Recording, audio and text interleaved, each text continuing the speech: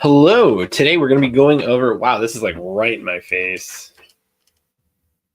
This is like right in my face. I'm sorry. I kind of screwed that up a little bit. All right, wow, that was totally not what I expected to happen, but it happened. I am going to, what is it? Add something to the comment section because it matters for what we're going to be doing today, which I apparently cannot do right now. So that's fine. Okay, we're going to be going over the Handbook of Indulgences, Norms and Grants. And this actually, in a funny twist, came as a suggestion from one of the recent regular chat individuals. And so hopefully this is helpful for you. So the Handbook of Indulgences, Norms, and Grants is a handbook in which it needs to be authorized. So like it can't just be anybody giving, like saying what an indulgence is. There has to be a stamp of approval. And for this one, there is obviously, especially from who I got this from, because this is not mine. um, I guess, pick. I mean, I'm not going to advocate that you get drunk, but if you're going to play a drinking game within reason, while maintaining your reason, you can you can use like probably one of the words on this book right now. So I meant to actually, I can't put it in the comment section right now for some reason, but here is the that is the Amazon for the handbook. Not the word indulgence. Yeah, you'll quickly, that is also a good recommendation. To drink chocolate milk. All right, so I'm looking at it here. I'm literally going to be reading this because that was the recommendation, right? So I am kind of going to be skipping around because some of this matters, some of this doesn't, in terms of like the specificity and the is a terrible word to use. Again, I will recommend not using alcohol and getting drunk. Let's see. I just had the page. All right. So I'm going to read this. This comes from the Apostolic Constitution. Indulge, Entarium. Oh my gosh, I am just screwing this up. I'm gonna.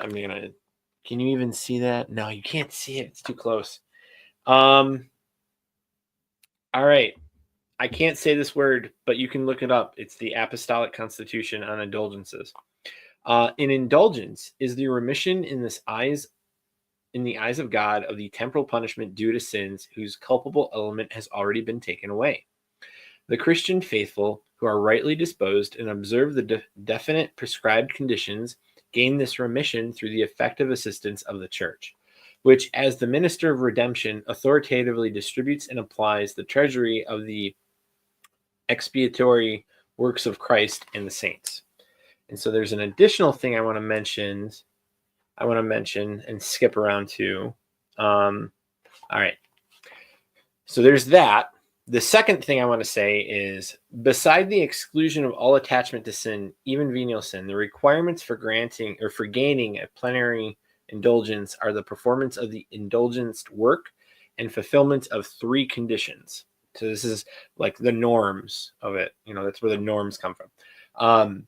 Sacramental confession, Eucharistic communion, and prayer for the Pope's intentions. And so, especially for Protestants, this may sound very confusing and like, what is this? Whatever. For the questions in relation to Christ's salvific work, I recommend you go to Catholic Answers. I'm not going to address that here. That's not quite what's at play. Now, what's at play is something like this. Say you were playing in the backyard with your friend and you hit a baseball. You guys are playing baseball. And that baseball went through your neighbor's your neighbor's window, broke the window.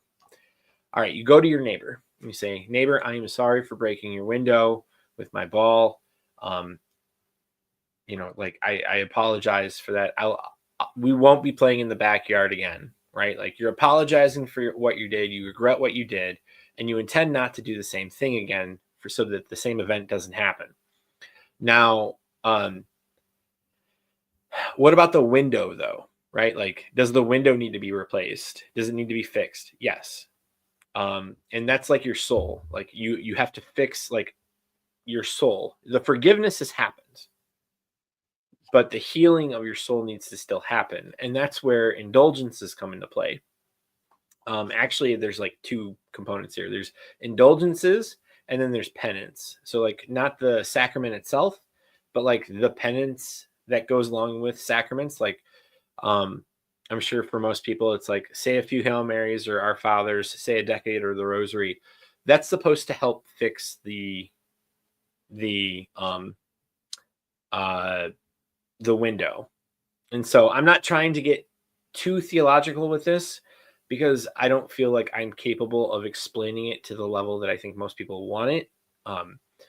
I'm giving you a very like basic concept of this. And so like your window, like the window you broke is the soul that you're that represents your soul that you're fixing. And so again, go to Catholic Answers, newadvent.org. Both of those are great places to go to address the more theologically in-depth questions. All right, so let me see, because I know we just got a whole bunch of people on, so that's awesome. I chose the word the. Okay, all right, so I hope you're drinking chocolate milk.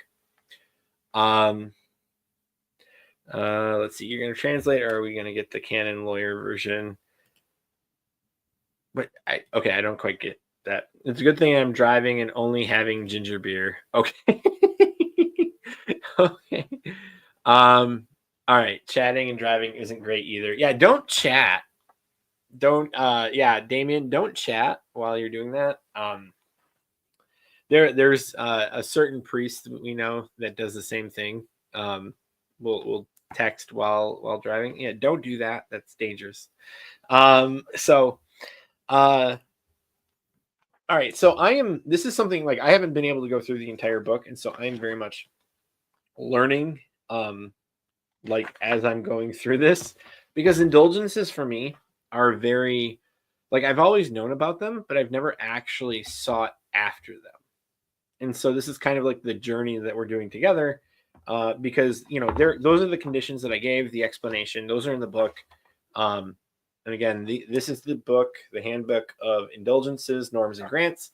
It is an authoritative book. It's been given the seal of approval, which is required by canon law, by the way, which is stipulated in here, which is really funny. But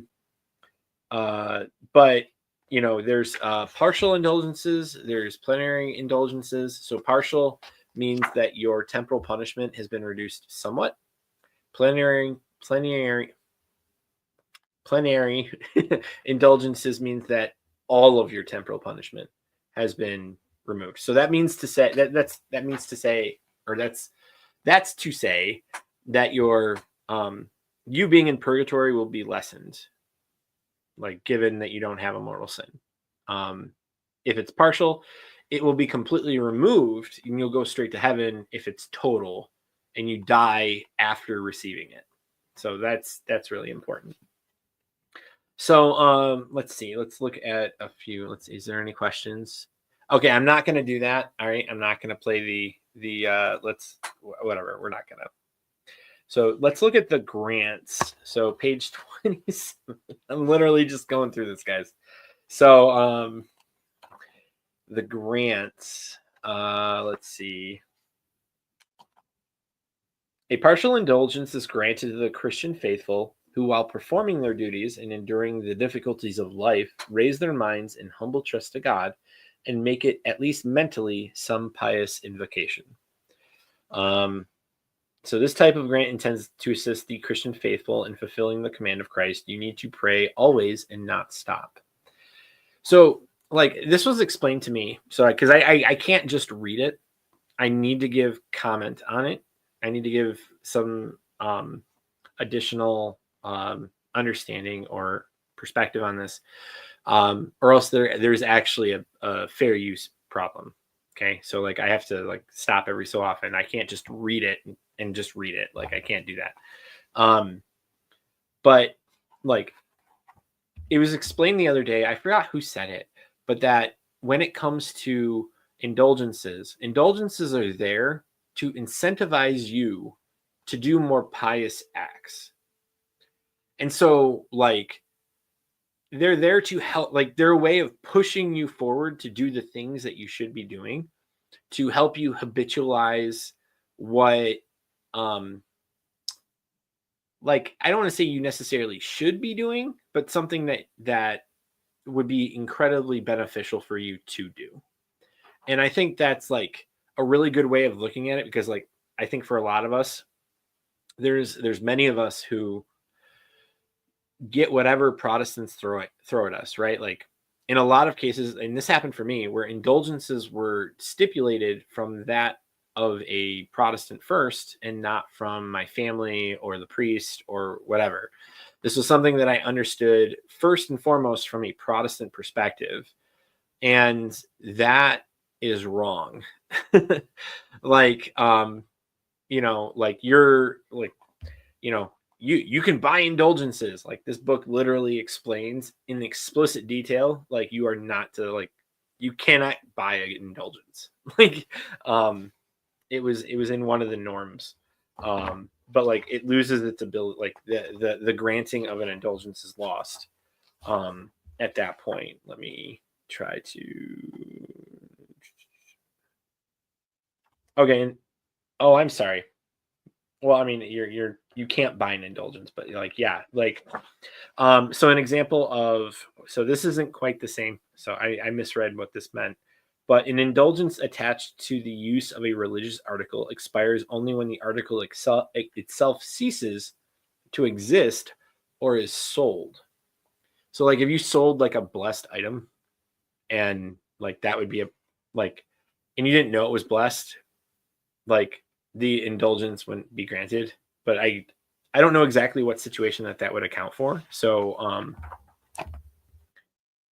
do we get an indulgence for hearing him butcher the? Okay, all right, yeah. I mean, I can't grant that indulgence, but that's where we're at right now. I'm sorry.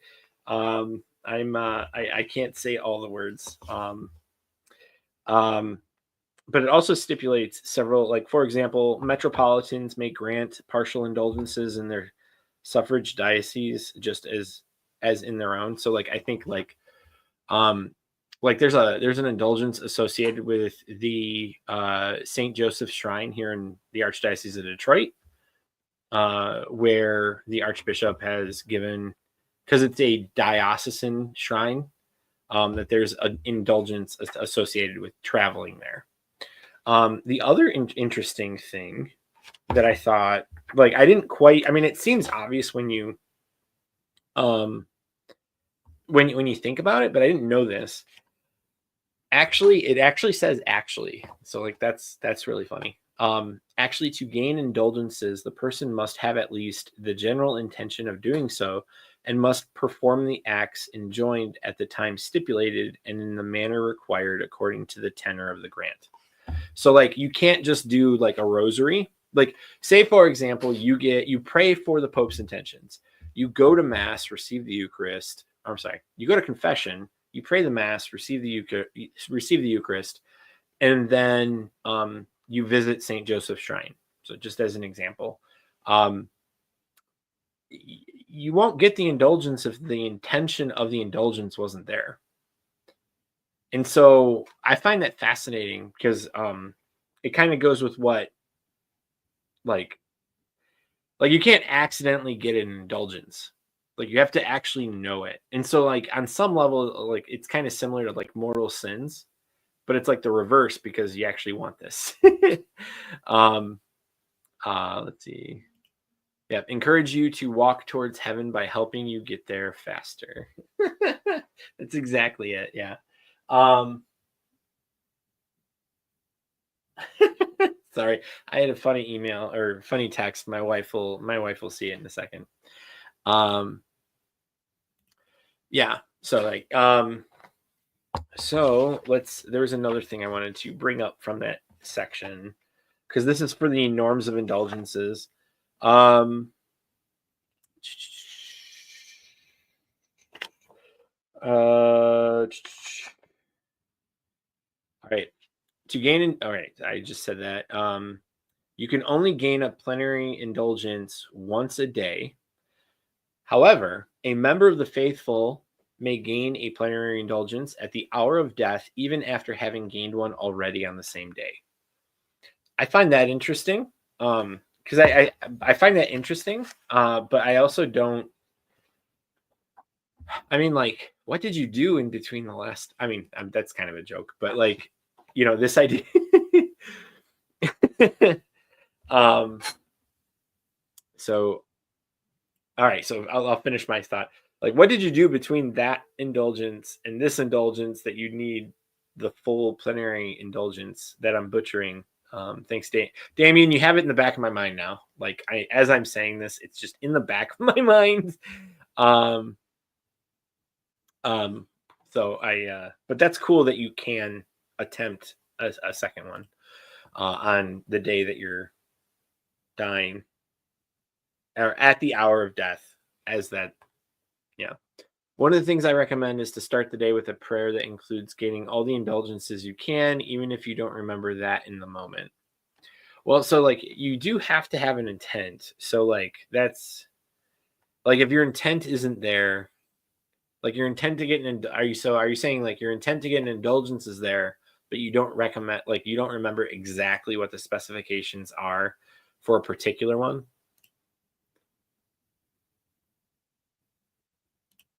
Yeah, it's meant to follow the greatest and most important rule of the church. The salvation of souls is paramount. Hence, you get two since the hour of death is never really. No, yeah, yeah, absolutely.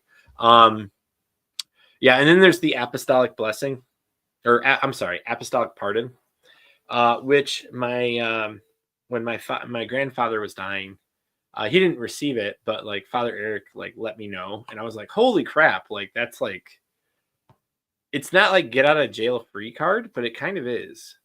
Um, Like I'm not trying to like put down the apostolic pardon, but it's like it's really good. Like obviously, it's a really good thing to have. Um,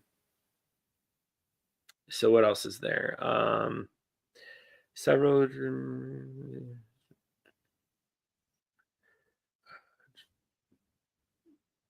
Let's see. There was a. I think that's it.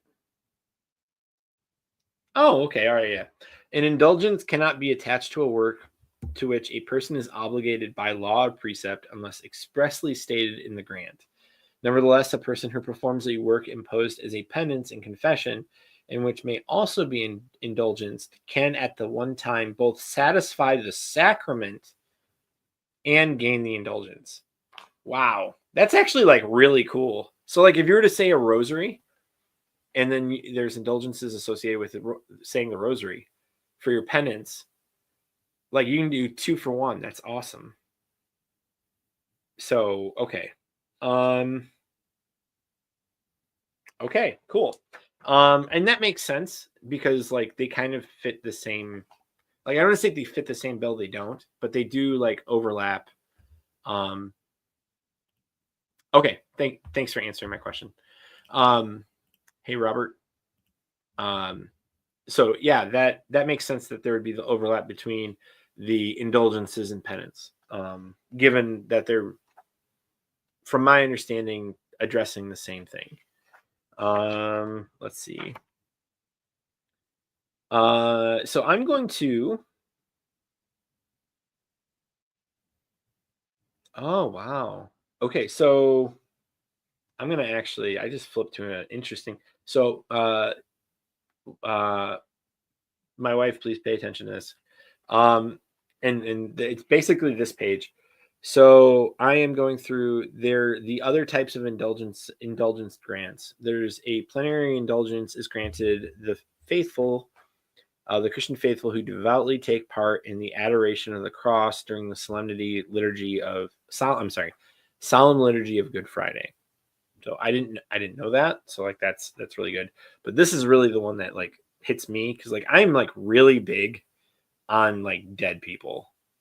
Like really big on dead people. And I don't really know why, but we make it a point to, like in my house, when we do the prayers at night with the family, like the family prayers, that we stipulate all of the dead grandparents, but also all of the great grandparents on my wife and my side.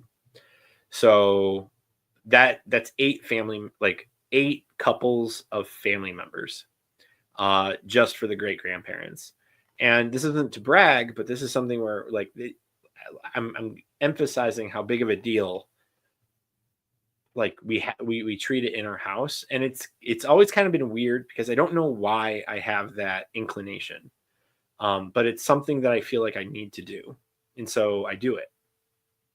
And here is just flip. I literally just flip to one of the grants, and it's Office for the Dead. I didn't even know there was an Office for the Dead.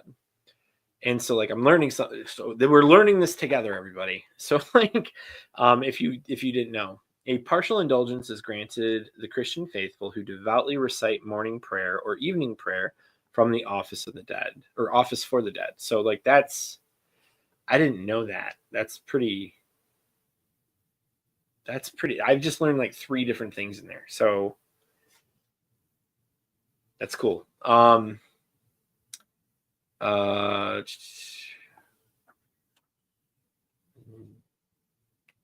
Okay, so let's see. Okay, now we have yeah, same idea, since many things are partial indulgences, making the sign of the cross, for example, which we may not always remember at that exact time. So yeah, I guess like that's a great idea. That's a great, like I'm kind of glad I'm doing this because I know this is like, hey, like I'm, talking about indulgences, but like I'm talking about it in a way that I'm clearly learning. Like I'm not like an expert on this by any means.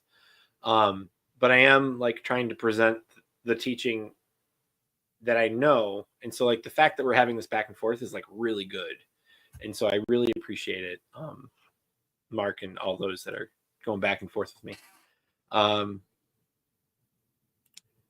Yeah, lots of Protestants. Lots of Protestants.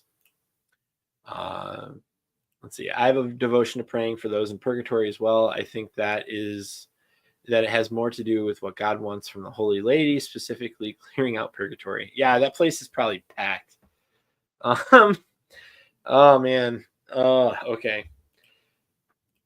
Yeah, the Exodus 90 app had us praying that during the Octave of All Saints. Highly recommend it for Catholic men. Me too. Like I've got it. Let's see if you can see it. You can see that like marker. Like I've got it on my app or on my phone. Let's see. Want to make that our next thing after the novena? Yeah, we probably could do that. We're doing, yeah, why not? So speaking of families and the role of their father, did you know that the mother and father have the ability, power, and authority to bless your children? Yep, I do the sign of the cross on everybody's head at night. So that is what I do. I am really big on the authority of the father, obviously because I'm the father, but more so because I'm the father, because the father is ultimately the one responsible for the family. As much as everybody wants to make it out to be equal, like that's simply not what the church and the biblical expression says. There is a lot more on the father to make sure that the family gets it right than on the mother.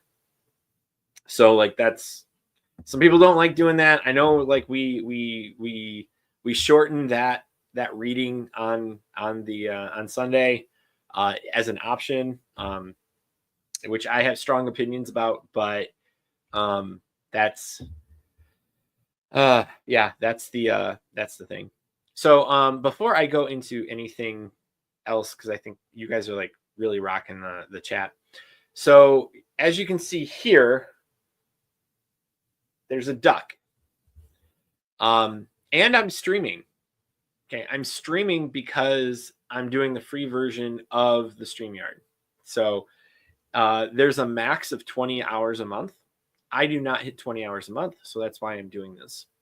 And so I'm like, hey, like I'll just do that, and I'll just keep streaming, and that's great. That's a great. I didn't know about it until like my thing expired, and I consider it a blessing, and I appreciate that this happened. But more importantly, because this duck's going to be there, we need to give him a name. So I'm open to suggestions. So keep chatting about what we're doing, but like we need this duck to get a name because I don't think it has a name. And if it's going to be with us every time I stream, like we got to know what this duck's name is. All right. So an examination I found mentioned that part of the precepts of the church is praying for our family members that have passed away and for the souls in purgatory, something I need to work on. So that would be interesting that would be a precept, because I only know of 5. I know like there's kind of a 6th one that includes raising your kids Catholic, which I always thought was kind of weird because that should go without saying. Yep. So just to clarify, just because it's being stated this way, we can do deliverance prayers, but we cannot do major exorcisms. That is not okay. And that can actually introduce demons into your house. So, like I have, oh my gosh, I don't have that book on me, but I have the Father Ripperger Black Book of Prayers of what the lady can do. And so I'm pretty, like, I do that during certain things. Like, for example, I did the prayer of healing, the deliverance prayer of healing from the book, when my daughter got a laceration on her leg. And it wasn't like a deep laceration, but it was pretty wide and substantial. And so I prayed over her because that wasn't like a hangnail, right? Like that wasn't something small. And I did have to make sure like I wrapped it up for a few days before it started healing pretty well. And then obviously like there's sometimes when there are things that are, unusual in the house, which is something I've had because my wife formerly was pagan. And so that doesn't mean that she was necessarily bringing in a whole bunch of things into the house every single time or whatever. That's not what I'm saying. But that I was ready for it. And if I noticed something was off, like maybe there was a particular attitude that was spreading in a way that was unnatural, or didn't fit a pattern of how we usually, like how our family usually is, I would say like the prayer of authority within the house. And so I am very big on the whole like authority of the parents and particularly the father, just because it does play a huge part. And as I've stated in the past, statistics show that when the father is active in the faith, the kids tend to retain the faith later in life. And just like how it works with biological fathers, I think the same thing can be said for spiritual fathers, where there's a similar at play when the spiritual father is negligent of the needs of the faithful, or promotes maybe actions that are not the greatest in terms of retaining the faith, that is the same effect happens. And we see that with how many people over the last, I think it was like 20 years, that the Novus Ordo, and a lot of people like I go to a Novus Ordo, so I'm just clarifying that, but like it's a very reverent Novus Ordo, but like how like the average Novus Ordo has had a retention rate of about 20%, which is absolutely abysmal in terms of the history of the faith. Like that is grotesquely small. So huge tangent. Thanks, chat. I appreciate it. So I don't know how that would work.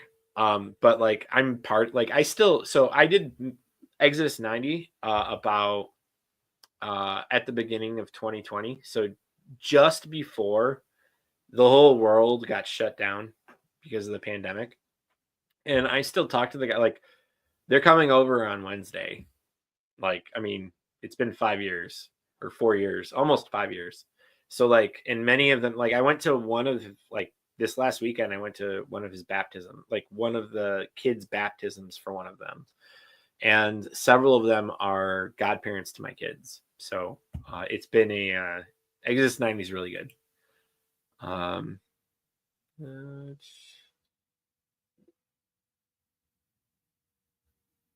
That's great. Yeah, we bless ours on the regular. If the 3-year-old is testing my patience, I'll hit both of us with holy water and ask mom for help. Um, yeah. Yeah, Father Ripperger actually has an entire, like, if you looked at some of his spiritual warfare, he actually has an entire area devoted to this particular relationship, um, where it can go back and forth. Because some people think that only the husband can do that, and that's not. Um, that doesn't seem to be the case based off the evidence provided. So, hey, K37, see you're still rocking the Luce. So I'm gonna see. All right, so like the closest thing for granting indulgences, I'm gonna go through because like the whole thing with like buying indulgences is basically people misunderstanding like what donations are. Like you can get an indulgence from donations. Um, Papal blessing, visiting a cemetery, visiting a catacomb. Oh, visiting a catacomb. Oh man, that'd be nuts. I'd love to do that. I'd love to do that. Go to Rome and do that someday. Retreats, active reparations, active dedications at the approach of death. Interesting. Sorry, I'm just trying to find the one where it's like donating. You can get an indulgence from donating. Maybe I missed it. Oh, there's a prayer for the dead. Okay, there's a prayer for the dead. Sorry, that's more for me later. Cult of the Saints. All right. Come, stay visiting a parish. Huh. Okay, maybe there isn't one for like at least not in this book. Because in the contents it actually goes over all of the different grants you can get that are here, and I don't see anything that means donations. So again, I haven't read every single thing, but I think it's pretty interesting. Okay, so let's see. Uh,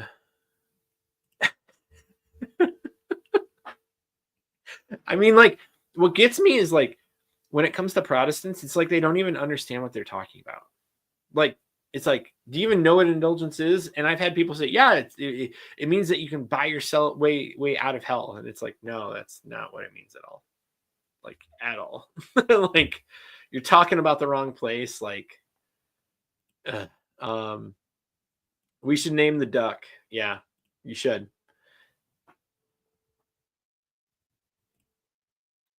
So if you're talking about indulgences, I agree with you. And I think so. I'm gonna kind of like pull this back because I know like I'm moving away from this because I don't want to just do this the whole time, right? Like part of this is kind of using this to springboard a back and forth conversation. So I just wanted to go over the basics and where people can find it to go into more detail. But the idea of indulgences not being said, I think that actually has to be.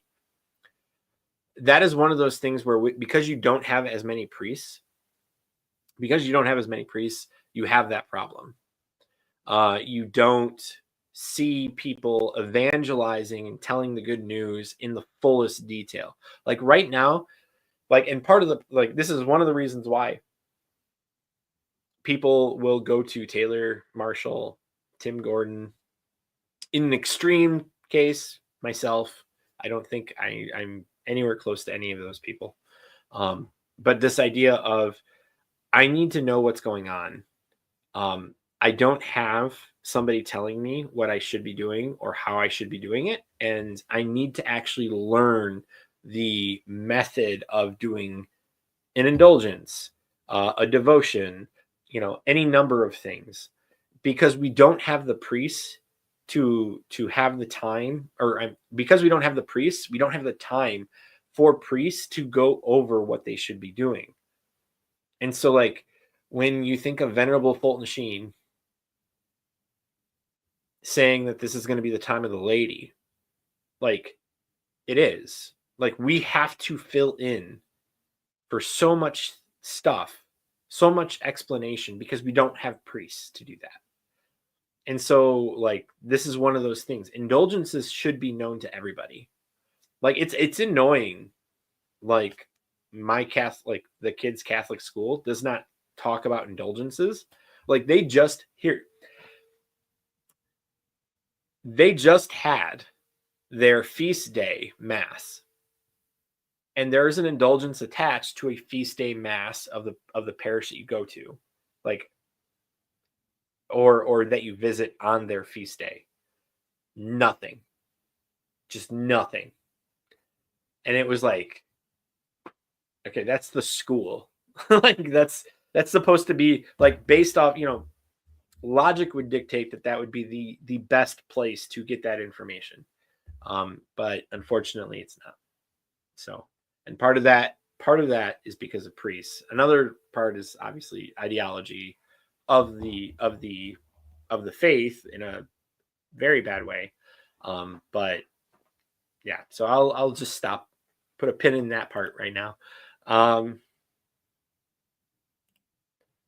Yeah, thank you, Mark. I appreciate it. Like, I love talking to you guys. Like, it's fun. Examination. It was very detailed, the most detailed one I've seen in my life. Huh. Oh, I'm sorry. My bad. Examination of conscience. Yeah. Exodus 90 is, like, really good with that. Really, and I like how they walk you through it, because I was like you. I didn't know about it until it was mentioned. I had admittedly seen it on cards for confession, but I didn't quite, like, it's not something like you do at night, right? Like, that's something you do just before the confessional. And so, like, transferring that into a nightly thing where you are examining your day, yeah, I think that's much better. Quacker's bill. So we have a vote for Quacker's bill.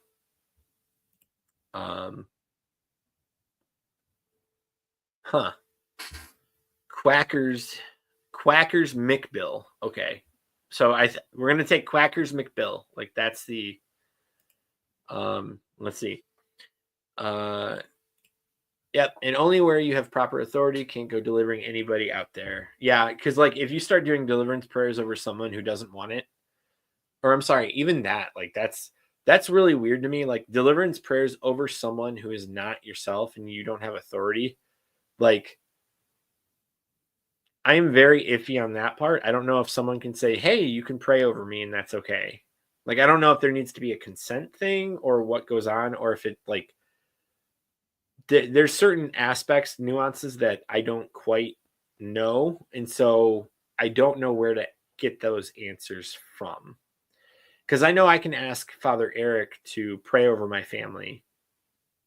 That's not a problem. Because he's the spiritual father of the congregation and he has that authority.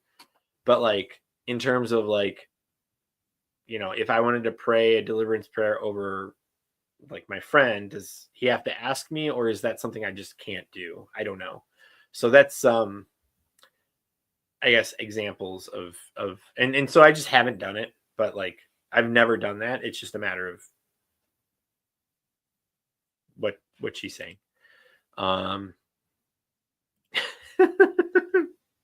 Pope Featherly. See, he doesn't have a hat though. Like, he has a headset, so I think the Pope thing is Not to mention not the Pope, but yeah. Yep, I agree. But I think part of that has to do with the fact that feminism has come into the church. So because when you talk about authority, like you ultimately, like for the nuclear house, okay, for the individual house, how does the authority measure? Like how does it stand? When you say like, okay, the parents are in charge over the kid, over the kids, there's an aristocracy within the household that isn't just natural, but also supernatural. But then you also have the father as the head of the house. And so, because of that statement, I think a lot of priests and bishops avoid it because then it automatically gets the ridicule of the culture, where the culture is like, oh man, like you're saying there's a difference between girls and boys and men and women, and it's like, yes, we are. We have like literally believed that for like 2,000 years, and actually, from the Jewish roots also have that. So like there's a dynamic there. And the fact that we've basically been like, yeah, like we're sorry, we believe that, like that's what it comes off as. It's like it's really stupid. Like it's a terrible strategy. Like dig your heels in and be like, yeah, this is what it is. This is what was revealed to us.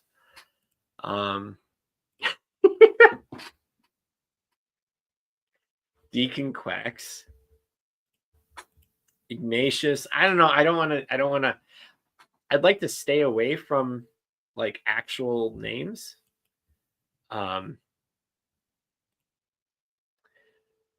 Generalissimo. What? I'm not doing Fulton. Father Feather. Damien, you're just rocking. I hope you're not driving. Duck of Death. I don't. The tangents are the fun part. Yes, they are. That's awesome. I have no idea what you're referencing, and I'm sorry because we've gone through a whole bunch of stuff. All right, open the app, go to the fraternity tab at the bottom, then scroll down and hit start a new fraternity, remote fraternity.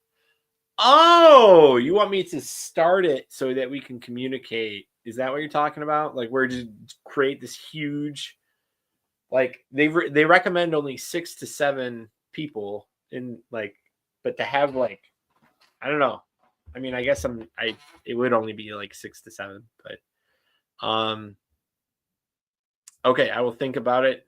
Because I also want to make sure it happens. Like if I'm gonna do it, I'm gonna do it.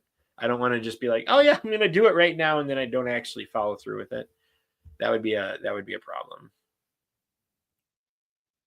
Let's do that one. Duck of Death. You want to call this Duck of Death? What's a catacomb? So a catacomb would be so think of it like sewers filled with skulls. And that's a catacomb. It's a necropolis. It's where a lot of the early church actually held mass. And it's one of the reasons why relics are so important is because they literally held mass over their dead relatives and friends. And the relics were associated with the altar and a number of other things. But it's the catacomb is typically like where like again, it's like a sewer. But it also has like bones. Like it's a mass grave. Yes. Oops.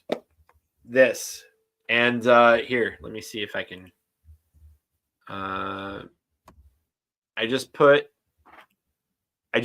sent you the Amazon for it.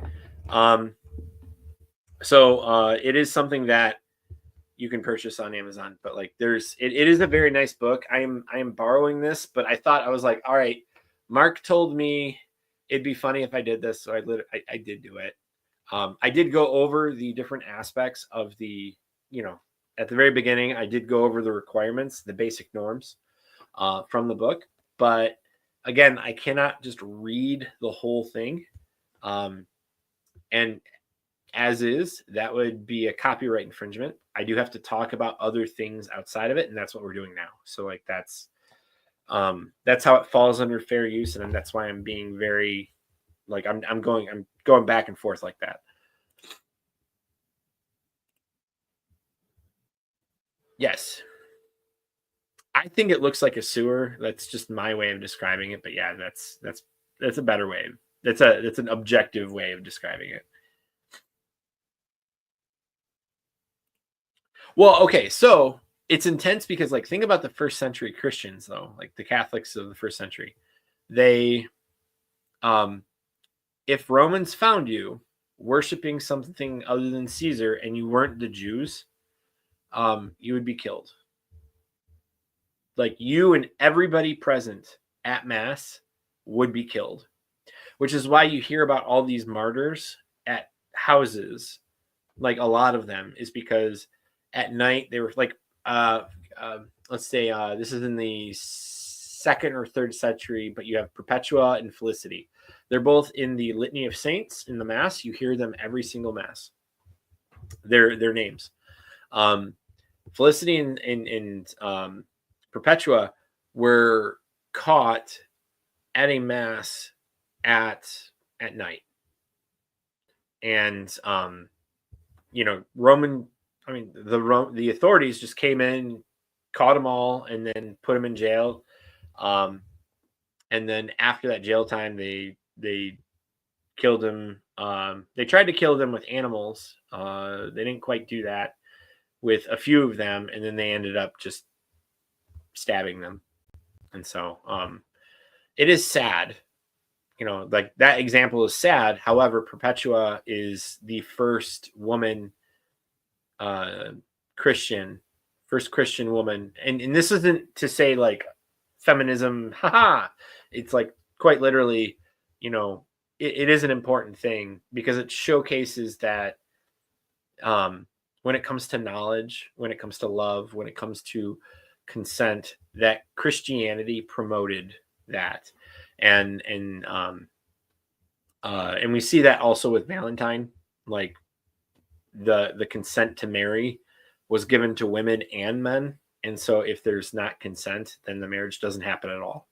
So, but yeah, that's kind of a huge tangent, but let's see.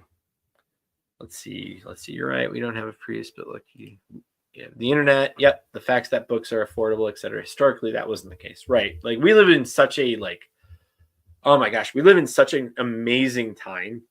And it's like just more like it's so infuriating when a Protestant comes up and it's like, haha, here's a 500-year-old critique that doesn't make any sense. And it's like, wow, like get out of your echo chamber, man. Like you are you're drinking the Kool-Aid. Like we literally have information at our fingertips.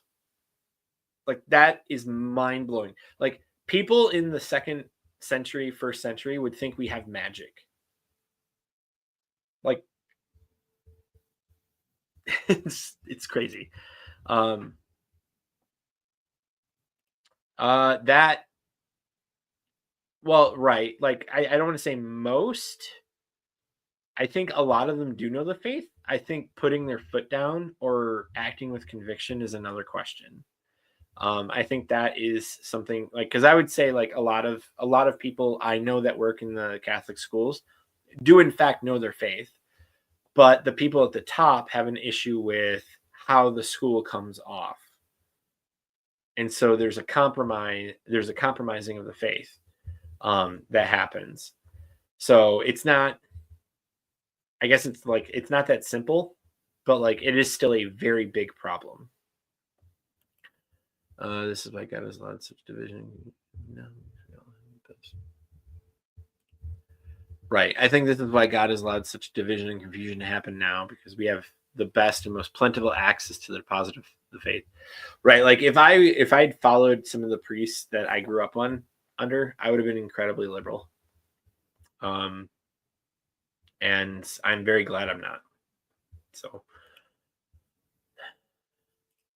so glad for the internet, but Catholicism is so deep and broad that especially if you're a convert, you just don't know what you don't know. Yeah.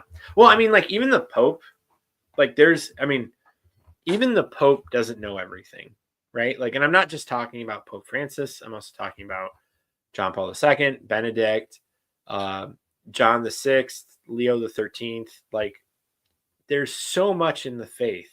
Like, you can just be lost in it, like just reflecting on the teachings and contemplating what has been clarified. I mean, 2,000 years is an incredibly long time. Um, let's see. Let's see. Sorry, there's like a thing in my way, so I can't quite see it. Sort of making us work for it and revitalize the church in that way.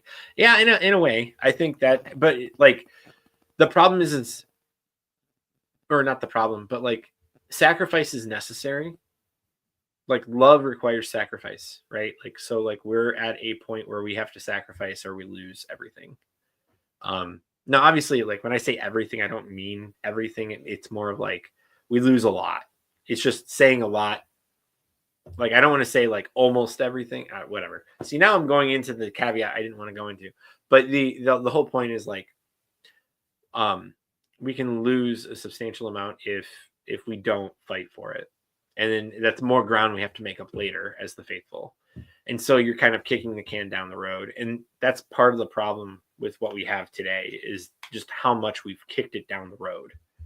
Um, like, for crying out loud, we made like our teachings simpler, like in a way that is potentially like problematic because we use the same language as Protestants in some of our things, and that is, I mean, it's gonna cause confusion. It's gonna be an issue. Um, let's see. I've technically been a cradle Catholic, and I always feel lost in my sense of direction. Thought I have been lukewarm most of my life, getting rid of mortal sin and having consistency in my prayer. Well, that's good. So you have a 2, so I'll see that in a second. Let's see. Is what is I'm working on, and that's good. And I hope everything works. I mean, I hope you continue to do that. And that's like part of the thing with Exodus 90 is that building each other up like that. Like when you see someone saying something like that, when you see someone saying, being very humble in their position in life, which you just did, um, like we're here to build each other up, right? Like that is fraternity. And even though I've never met you in real life, um, you know, I support what you're doing, and the internet has actually like allowed me to do that. So I don't know where you live, but um, you know, a lot of us have been there. Like I was there. I used to be lukewarm, um, in between my junior and senior year in high school and the first 2 years of college, and then I got back into the faith, and I did exactly uh, very similar to what you did. Not exactly the same, but very similar to what you did. So I hope for the best for you, Robert. Let's see. According to Keenan, Keenan Law, man, Keenan and Kel, like, oh man, you do not have the authority to perform deliverance prayers over anyone not under your direct authority. Okay, so if that's what canon law says, that's what canon law says. Thanks for the clarification. If you are not driving anymore and you're not playing a drinking game that is going to make you unreasonable, can you cite that canon? Because I would just, for my own purposes, I would like to know that. So not saying I don't believe you, just I'd like to know where to point to.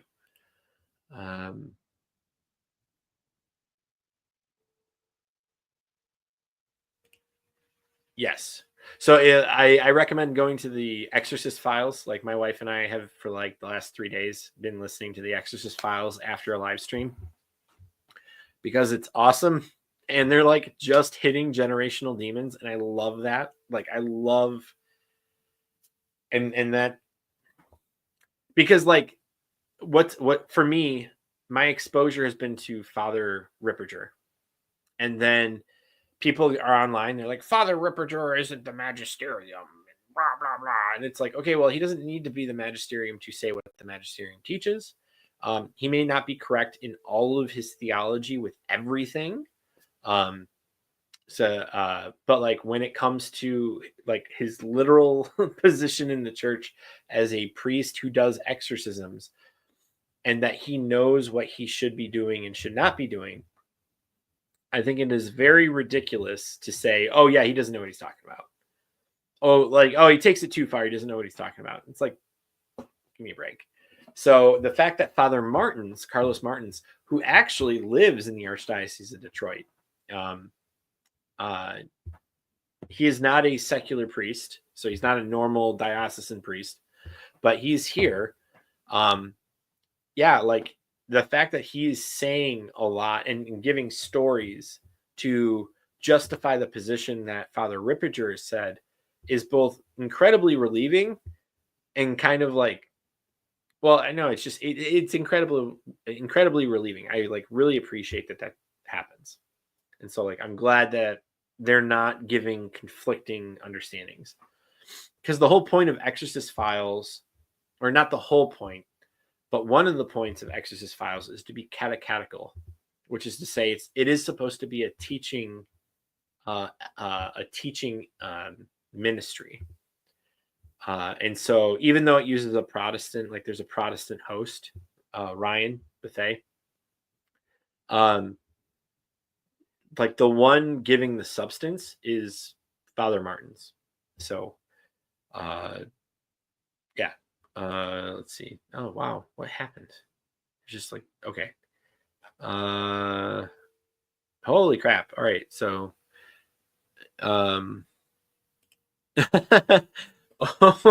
yeah, explain the Jubilee year in Rome. I do not, I know there are certain things associated with the Jubilee year. I don't know exactly what they are. My thoughts on the Luce mascot, I did on All Saints Day. I think it was like the longest live stream. So I'd suggest to go there. Because I explained my position on Luce. Let's see. There's some zero excuses not being Catholic in today's world other than sin. Yeah. I don't know. Don't believe in the Eucharist. Okay, I've addressed that. That's not quite what it says. I have a video devoted to explaining that statistic. Okay, so welcome back, Zaresta. Hey Joseph. Let's see. I think suffering related in yeah, probably. You have all sold me on Exodus 90. I'll pray about it. Thanks for that. So okay, so Exodus 90 will start at the beginning of the year in preparation for Easter. So just keep that in mind. If I guess Mark, if you were suggesting that we do like an Exodus 90 for that period, that would be interesting. So we'll I guess we'll talk. Maybe a little less extreme than that. Thanks for the good wishes, modern papist. Oh yeah, no problem.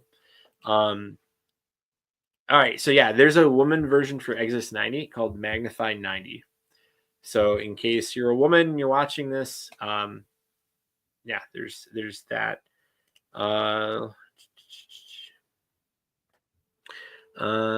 Let's see. I started with Father Ripperger too, learned so much. I've been attracted to the various priests who happen to be exorcists and have been listening to their interviews and testimonies. So like the cool thing about like the exorcists is that they deal with the authority aspect and they deal with the actual deliverance and exorcisms. And so like hearing a priest do a binding prayer on the congregation during a homily is awesome. Okay, like that is like during the homily, like as the homily is starting, like that is awesome.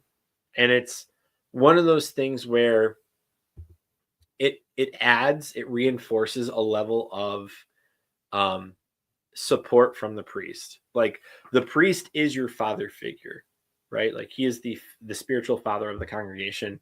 And for him to do that reinforces his love for us and reinforces his like, not to, don't get me wrong, he's doing the mass, he's doing an important thing, but like for me, it's always been like that part of the faith that's been missing for so many people, or I guess for me, but like whenever somebody talks about the faith, because like the authority structure and the deliverance prayers seem to be very important in the Bible, but then you don't see it happen in real life by the priests, or they don't really talk about it. So, um, yeah, that's yeah. You hear those stories and definitely want to keep in the straight and narrow. Um, so if he's in your diet, that means that many of the cases in that show happen around us, right? Kind of blows your mind. Kind of. So he hasn't always lived here. So that's the important thing to note. Um, a lot of them have, but yeah, like, sorry, a lot of them have, but like, I don't, or at least I think they have. I don't know. Like, there was one about a school happening with the Midwest and a Jezebel demon, and I have no idea where that was. Um, and yeah, but then there's others, like there was a trucker and he lived somewhere, and because like people also come to him, right? Like he goes to people, but they also come to him, and where they come from may not be local. Um, and that's like, I forget how many exorcist priests we have, but we don't have a whole lot. And in fact, like I was talking to Mandy the other day or yesterday, I was like, it's kind of weird to be like, oh man, like we need more exorcist priests. Become a priest so you can be an exorcist priest. That's like a very bad thing to do. Like you shouldn't do that. Like we'll get more exorcist priests when we have more priests. And it's a proportion thing. Like a proportion of the priests are exorcists, and that's probably what's going to like maintain as we get more and more priests, or as we get less and less priests. The only problem is like the exorcist files states, like we've got like we're in a significant, we need more exorcist priests. So sorry, let's see. Canon 1169-2 clarifies that certain blessings, particularly those linked to sacraments, are reserved for ordained ministers such as priests or deacons. Okay. Um,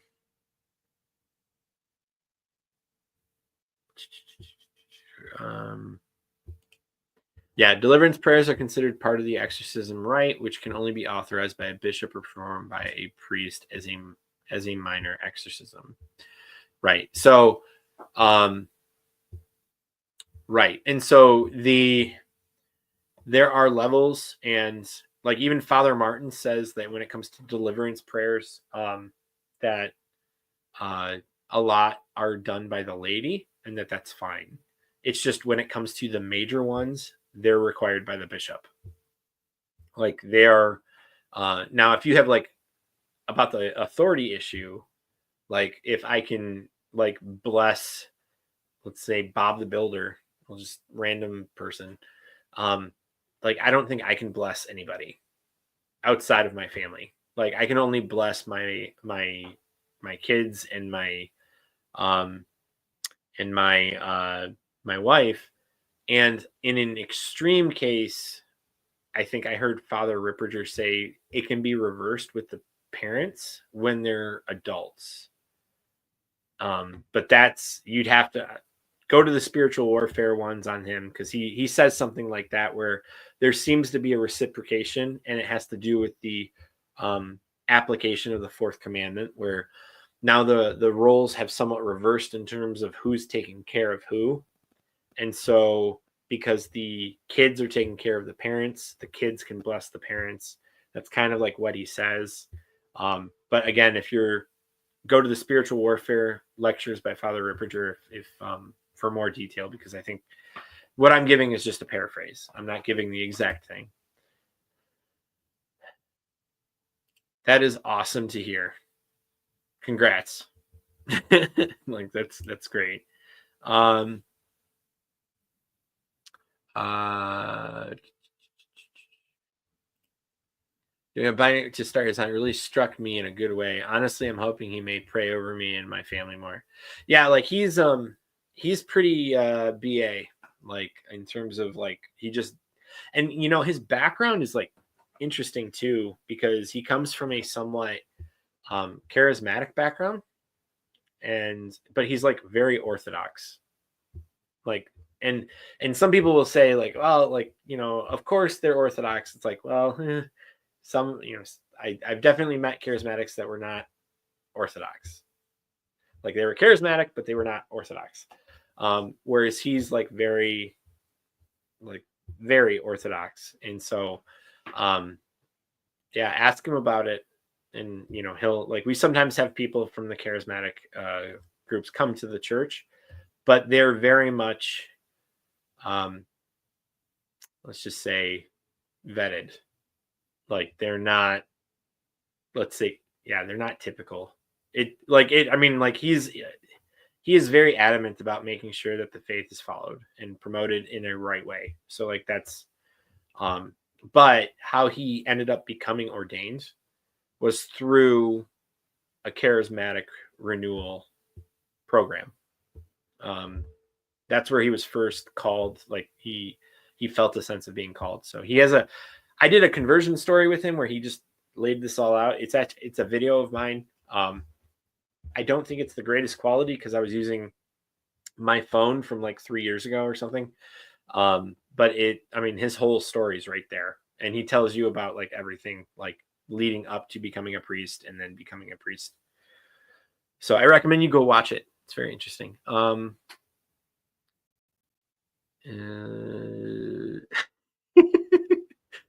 Uh, my favorite pagan witch tradition is the last one, converting to Catholicism.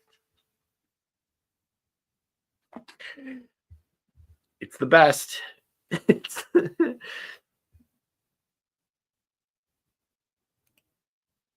So okay, so just to clarify, and Father Ripperger clarifies this. Like the black book that he has is one of deliverance prayers, and they are commands. And he stresses the importance of authority within the book. Like you can't do this over other people. Um, the thing that I was confused about was whether or not consent had to be given or not. I've never done that before, but in terms of the book, he stresses that authority has to be given, and so I can't pray over Bob the Builder, but I can pray over my family, and I can command, like I can do deliverance prayers under there, like the prayer of command of authority, like in that book, are okay for the laity to do. And that book has been out for several years. It's very public.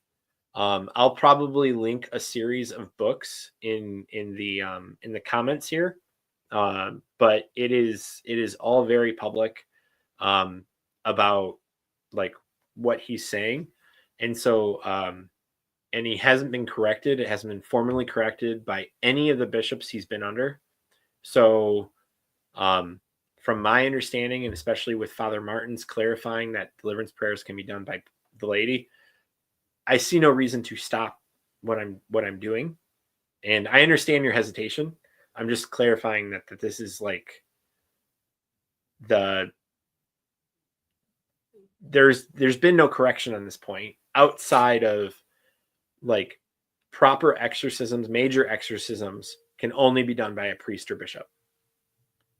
So that's the like that's the clarification, and it's also in the book. Like he explains, like you can't, as a priest, you cannot do exorcisms um, that require the rite itself. So, or like you as the lady can't do that, and so just to kind of like give you, because I understand like where your mind is, because I had a similar understanding. I thought only priests could do deliverance prayers, and then he explains it. He explains it in the spiritual warfare. He also explains it in the book. Father Martins clarifies that in the Exodus files, or not Exodus files, the Exorcist files. So, yeah. They are imprecatory forms of the prayers as well. Maybe. Yep. Yep. Okay. I don't see any more names for the duck, guys.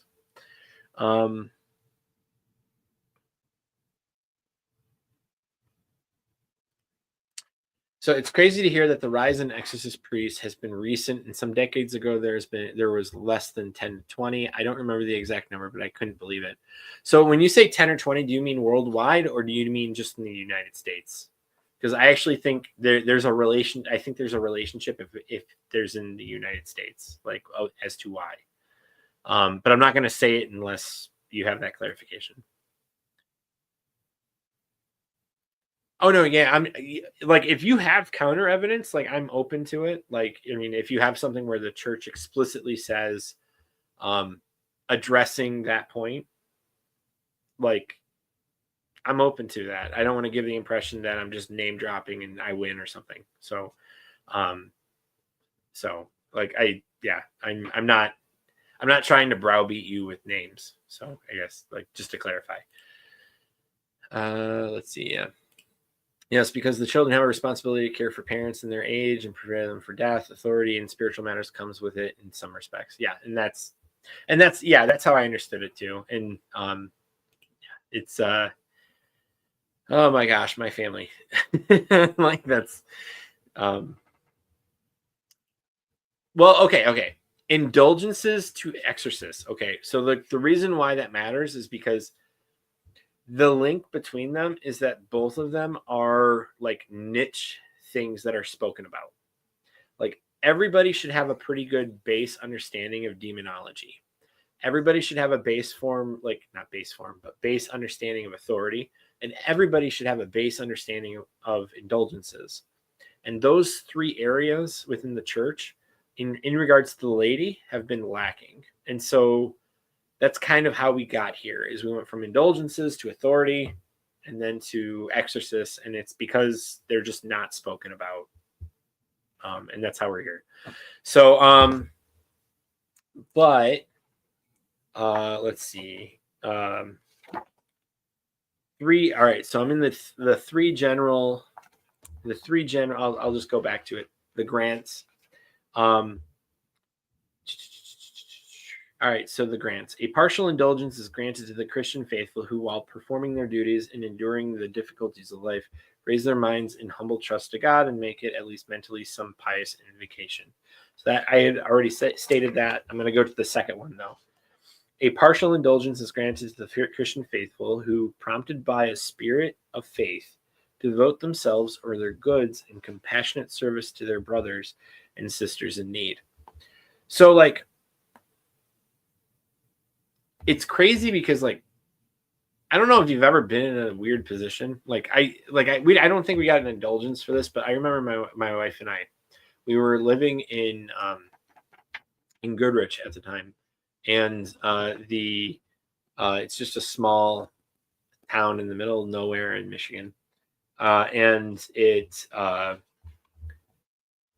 there was a Irish missionary there. And I felt so like we weren't making a whole bunch of money because at the time I was not working. I was in between jobs after my undergrad, but before my grad school. And we had like 17 bucks on us. And I just had this overwhelming urge to donate that money. Like, and it was really weird. So I'm not like bragging about it. It's just like this particular, like, if I had known about this during that time, like, that would have been like I guess I would have gotten an indulgence. And I'm also like giving an example. I'm not trying to brag, right? Like, I'm not like, what am I going to get for bragging about it? Like I'm trying to like give an example based off my understanding of what this is saying of like something happening like that in my life. So yeah. And then the last one is come on. This isn't my book, so I'm trying to be very careful with the pages. A partial indulgence is granted to the Christian faithful who, in a spirit of penitence, voluntarily abstain from something which is licit for and pleasing to them. Okay. All right. So that one is like really good. The problem is you can't do it on Fridays because so remember, if it's not part of the law, it has to be not part of the law. And part of the law, as according to the church, is like Friday, you either give up whatever or you give up meat, which is part of the whatever. But we still give up meat in this house every Friday, not just during Lent. So like it'd have to go beyond that. So that's kind of interesting. Let's see, what time is it? Oh man, okay. It's 10. All right. But we went back on it. All right, so we went back on it.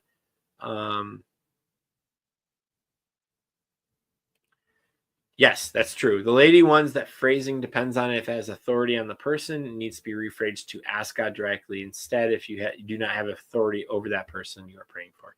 Correct. Yep. I remember that part. It's like right in the front. Yeah, it's like right in the front of the book.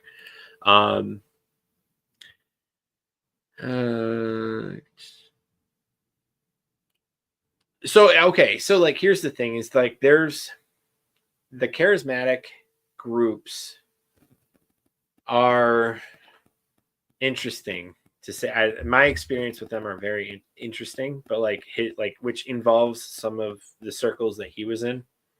Not because I went there with him beforehand, but he invited a few of them over to the parish.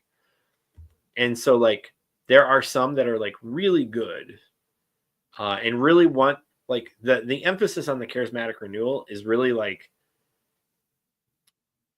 the focus on the charisms of the Holy Spirit that you get during confirmation. And that's a good thing. That is a very good thing.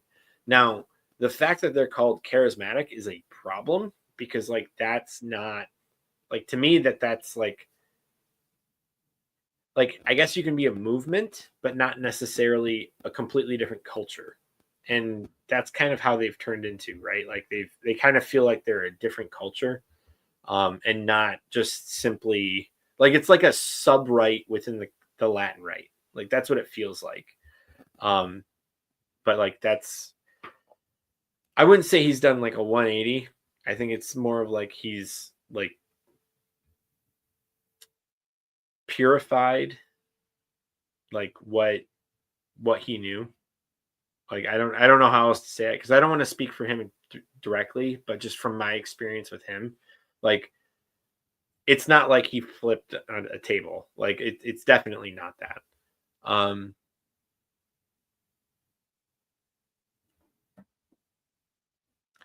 Yeah, I've seen many priests and lay people who have a spark of faith in the charismatic movement that then, thanks be to God, as they progress in faith and they become more traditional. Like, yeah, so like there's a component there where I try not to what is it? I do try to toe the line in terms of like how I describe the charismatic renewal, because I do have strong opinions about it in a lot of facets of it. But like one of the things we addressed, like me and my music director, Dominic, was I have a video on it. There's this one meme of this woman saying, I thought I was like, God was, I was feeling God in the music. And then I realized I just like music and I dropped the God or whatever. And I explained how, like, when it comes to the psychology of what goes on when you sing, and especially when you sing something in tune with other people, especially if you hit the notes correctly, like what it does to your mind, and how there's a placebo effect that can happen where people will say, oh, I'm feeling God right now, the Holy Spirit's filling me up, when in fact, what they're doing is they're having like a dopamine effect from the experience of simply singing, because it's observed in all forms of singing, or at least most of them. I don't know how you can get rapping rapping in particular, But there is a God can use that effect to move you in that direction. Does that mean he does that in every single case? That doesn't seem to be the case based off the experience, or I'm sorry, based off the fruits of the people who do follow it and then drop off a year later because they no longer have that high. So, and that's what we talk about in that video. We go in more into the science a little bit, and we go into the detail in regards to the singing. Let's see. So let's see about more indulgences to get back on topic. Which are the easiest plenary indulgences to get based on the handbook? I don't know. So like I haven't gotten gone through all of them. I mean, I guess that depends on what you can do, because obviously there's the three norm, like the communion, confession, communion, and then the prayer for the intentions of the Pope. I'm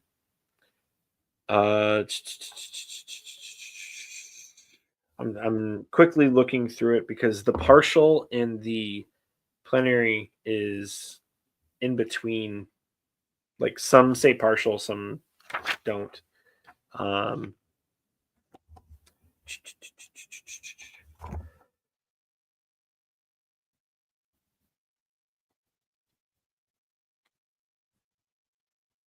Oh, okay. No, because I have to reference another page, and I'm not going to flip back and forth. I mean, if you want to visit one of the basilicas, I think that would be like one of the easier ones.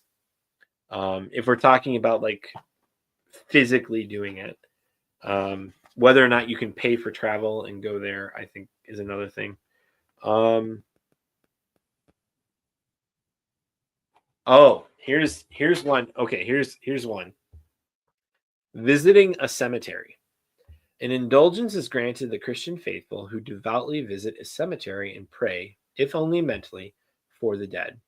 This indulgence is applicable only to the souls in purgatory. This indulgence is a plenary one from November 1st through 8th. Oh my gosh. Oh my gosh. Okay, that would have been the easiest one, in my opinion, and can be gained on each of those days. On the other days of the year, this indulgence is a partial one. Oh my gosh, I feel so. Wait, I have to go back in time. Did we? No, I don't think we do. No, we went to like there's a family member that is at one of the graveyards in Detroit, and we visited there, but we visited before on the 27th. We visited it. So that would have been really easy if it was. Yeah, that would have been really easy. Let's see. Visiting a catacomb seems pretty hard, given where we're at.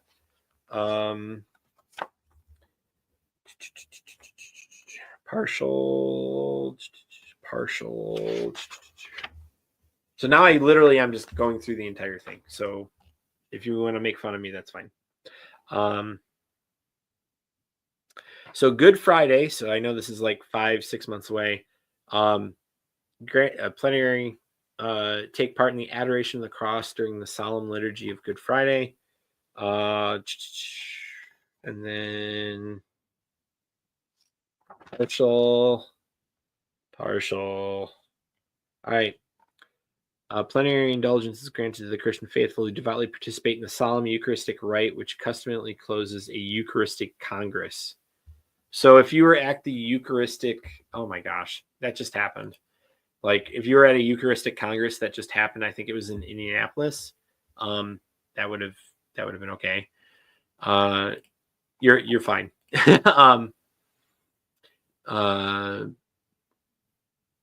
Let's see. But I mean, like least time consuming to it, so we can get one each day. Yes, and yeah, we can get one each day, and we could have got it for the souls of the dead from November 1st to November 8th. A plenary indulgence is granted the Christian faithful who spend at least 3 full days of spiritual exercises during a retreat. Man, that is the retreat. Like when I think of a retreat, I don't think of a day. I think of like 3 days. So that's cool. This is totally a Catholic thing to do too. Like we are quite literally trying to find out what the easiest plenary indulgence is. So yeah. That implies that giving alms gives a partial indulgence. Sounds like we have a great chance to get one when we get off 696 with all the beggars. Huh. Let's see. In the U.S., I believe I heard an exorcist mention that around the world, belief in the demonic with people within the church was disappearing. Yeah, that's like part of the problem. And so like when something happens, like Father Zeta was the most recent one we listened to, and he talks about a woman in the hospital going up a wall in the hospital. And I remember in 2011 hearing about this. I remember hearing the story about this, and we got the rest of that story afterwards. We go watch it. It's a really good one. But goes up a wall, and then the doctor and the nurse see it. This made news in America at the time. A doctor and a nurse see it, but they're literally too afraid to say anything about it. Like they were not the ones that said it, except when they were asked directly about it. And so, or at least that's what I think happened. So like that's maybe they weren't asked directly about it. I don't quite know. It did make the news though, and it wasn't. The hospital didn't fight that claim, so I guess I'll be more particular about that. From my understanding, and Father Zeta is still talking about it. So, and he's an exorcist from I think Pennsylvania. Let's see. Yes, that's what it looks like. I'm almost done. I'm almost done going through the list. At the approach of death. Okay, well, yeah, that's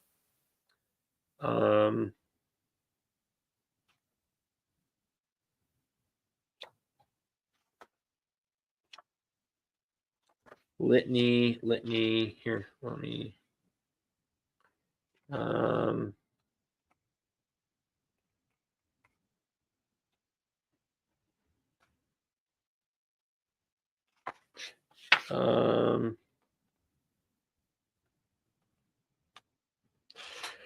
partial indulgence is granted to the Christian faithful who devoutly recite the above act of reparation. So the act of reparation to the Sacred Heart. This indulgence will be a plenary one when this act of reparation is publicly recited on the solemnity of the Sacred Heart of Jesus. So that one you have to publicly recite it. Like you can't just say it. Like it seems like you can't just mentally say it. So that's pretty cool. So yeah, a partial indulgence for the litanies. There's a lot of litanies. Partial indulgence. I feel like I did this at the wrong time. I should have done this at late October and not now. I should have. Mark, you should have suggested that earlier.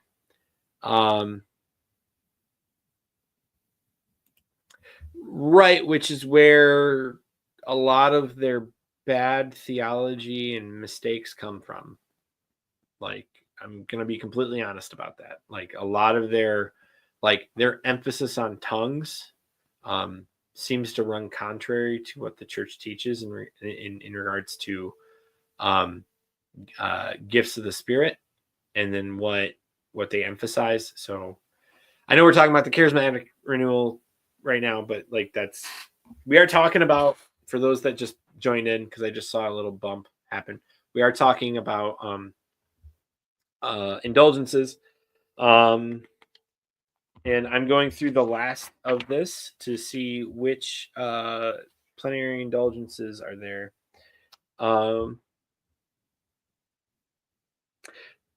It's a plenary is granted the Christian faithful who on the occasion of a mission have heard some of the sermons and are present for its solemn conclusion. Excuse me. Modern problems require modern solutions.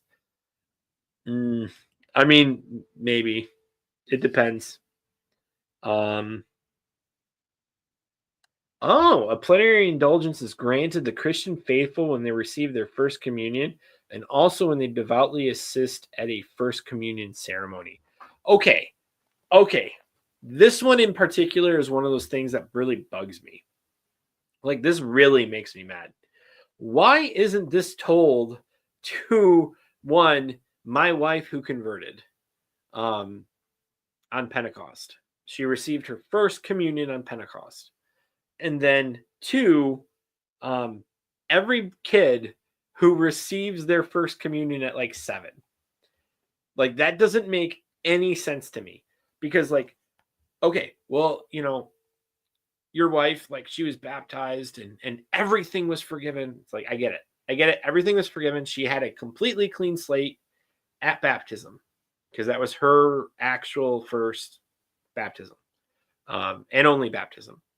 There is some confusion, and when she does the video explaining how she converted, you'll hear that so that is coming. A pagan to Catholic conversion story is coming, everybody. But the important thing is you can get these indulgences for loved ones who are in purgatory. And I think that's what a lot of people miss, because it's always like emphasized from a standpoint of you can get it for yourself. And it's like, oh man, I really suck as a sinner. And you do, and it's okay. Everybody sucks as a sinner, but like your grandfather, your Protestant grandfather, in which you're the only Catholic. Yeah, he probably needs one. Like, Mandy, like, our family's like we could have did one every single day. Like, I'm sorry, this is like making me mad. Like, we could have did one every single day from November 1st to November 8th. But also, when our kids do first communion, we could ask our kids to intend to do that. Yeah, so that's all right. So I think actually the first communion one's probably the easiest. So that music video was absolutely amazing. Really good job. All right. Sorry. For a second, I was like, I did not sing in anything. I did not make a music video. What are you talking about? But no, thank you, Sarista. I think I appreciate it. And so does Dominic, because I forward a lot of these compliments to him to let him know that he, because he doesn't always watch this stuff. He's got a life. And not to say you guys don't have a life, but I'm too far down. So let's face it, you don't have a life. I'm just kidding. But let's see. Surprise Pikachu face. Where's the names, guys? Where's the names of the duck? Diocese of Harrisburg for Father Zeta. So okay, it's not that it's not listed well. There is a reason for this, but the problem is you're only seeing me go through it, or you're only hearing me go through it. Oh, okay. So I knew. So this might be the most regular one that you can go to. Is a plenary indulgence is granted a priest celebrating his first mass with a congregation on a scheduled day. The same indulgence is also granted the faithful who devoutly participate in that mass. So basically around Easter, well-ish, it's not quite around Easter, but like the first, let's just say the first quarter, maybe early second quarter, that is a good, go to where the priests are being ordained. Go to that mass, usually at a cathedral where the bishop is, and get one. So let's see. Partial. The recitation of okay, here it is. Recitation. All right. I'm going to read this whole one because it's pretty long. Recitation of the Marian Rosary. A plenary indulgence is granted when the rosary is recited in a church or oratory when it is recited in a family, a religious community, or a pious association. A partial indulgence is granted for its recitation in all other circumstances. Wow. Okay, so is recited in a family. So there you go, Mandy. That's how our dead relatives are going to get there, because you're going to do that. No, I'm just kidding. We're trying to establish doing a rosary every Friday, like, because it's one of the longer prayers, and we have 5 kids of varying ages, so we're trying to introduce that devotion all at the same time. So the rosary is a prayer formula divided into 15 decades of Hail Marys, with the Lord's Prayer separating each of these decades. The rosary is a prayer formula divided into 15 decades of Hail Marys, with the Lord's Prayer separating each of these decades. During each of these decades, we recall in devout meditation the mysteries of our redemption. So this is like no joke. This isn't just the 5. Like, this isn't just doing like one of the mysteries. It's doing all 5 of them. Am I understanding that correctly? I feel like I'm not understanding it correctly, because it only says 15. No, it's not all 5. It's like 3 of them. What is... I am confused.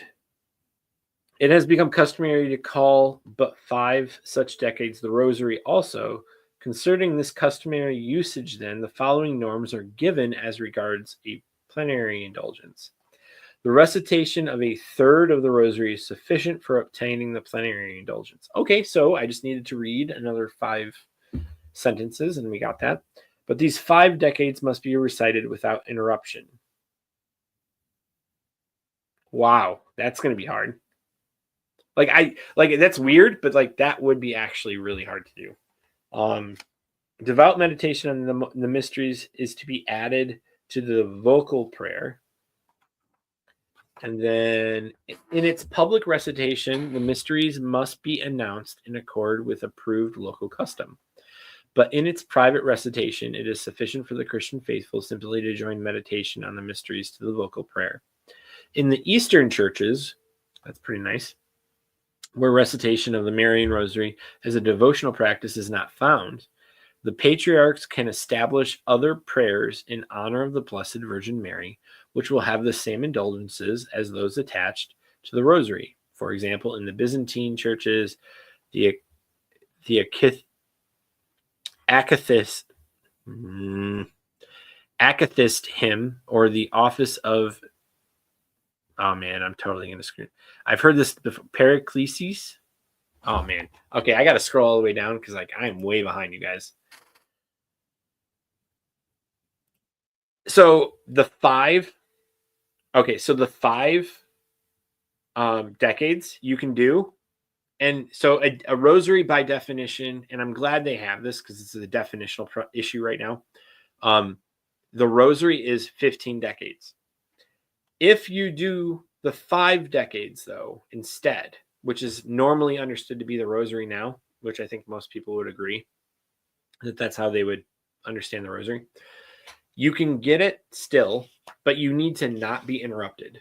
Like, this has to be like a one and done thing. You have to go through the entire thing.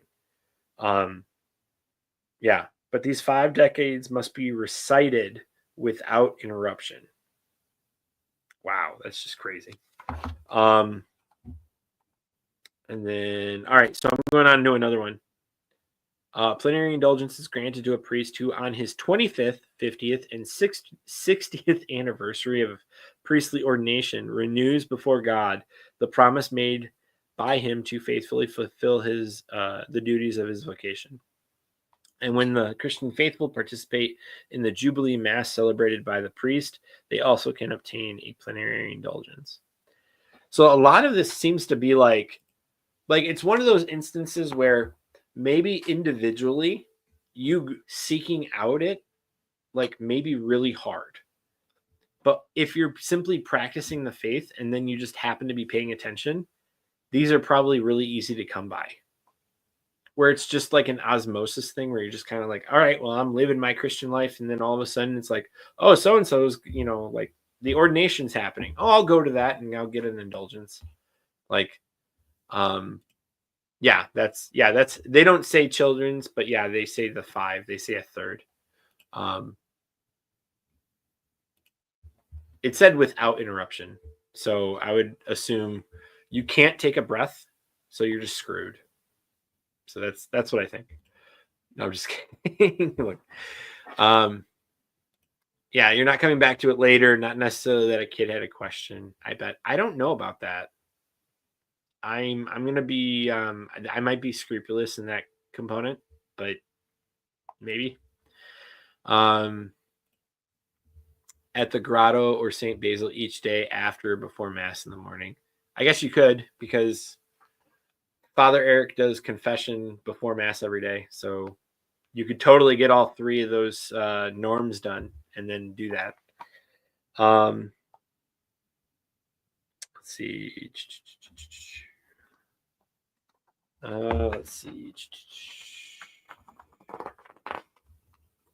Partial. Oh, all right. Diocesan Synod. You get one in plenary. I'm just screwing that word up. Granted for one time only to the Christian faithful who during the time of a diocesan synod devoutly visit the church in which the synod is held and there recite the Lord's Prayer and the Creed. I'm assuming it's the Nicene Creed, not the Apostles' Creed. I'd probably do both just in case.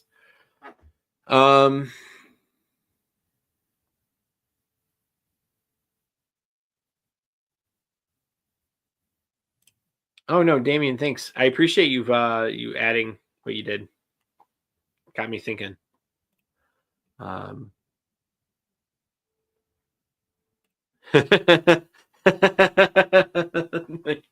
It's so bad. It's so bad. It's not clear. I'll just put it that way. It's not clear.